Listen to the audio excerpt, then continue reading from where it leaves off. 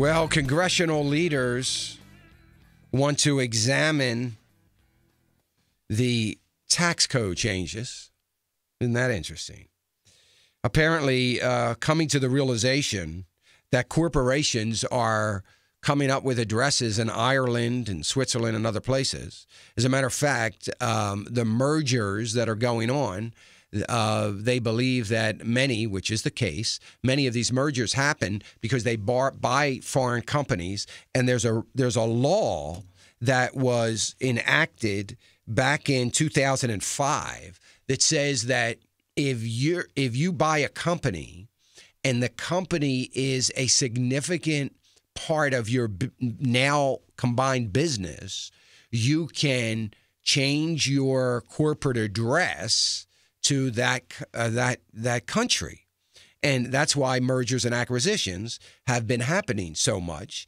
And now Congress is looking at, well, you know, we've got the estimates are $17 billion of taxes escaping the U.S. Treasury because they're taking advantage of the law of 2005 and going to Ireland, you know, and that's where they're addressing. Yet their corporate headquarters or the corporate office of the CEO stays here in the States. So, you know, in the idol and the CNBC, you know, they worship at the feet of Warren Buffett, and Warren Buffett said this morning, well, you know, there's nothing wrong with our tax code, and if we changed our tax code lower, how are we going to replace that income? You know, it's very interesting how guys like Warren Buffett, I'm not taking anything away from his brilliance. What I'm taking away from Warren Buffett is the fact that his ideology has totally blinded him to what made him the great investor that he is. I mean, you know, because now he's no longer struggling to try to get ahead. But he would have never said that 30 years ago. I would love to know what he said when the Kennedy administration was beginning to cut corporate tax so dramatically. I would have loved to hear what he said. I can guarantee you it wasn't, you know, everything should, how are we going to replace it? I can guarantee you it wasn't that. But it's a different world now. It's about ideology. I don't want to upset my pal, Barack.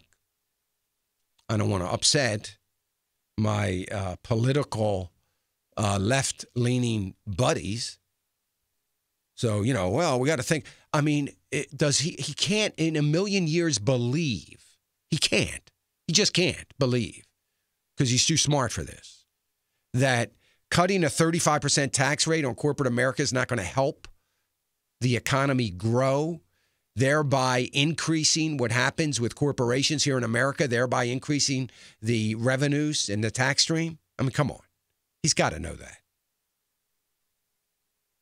I mean, but when you watch the Warren Buffett channel, the CNBC, and he says those things, I mean, it's just amazing. I mean, he said a number of other things. And I'm not taking anything away from Warren Buffett. He's a brilliant guy. He's a brilliant investor.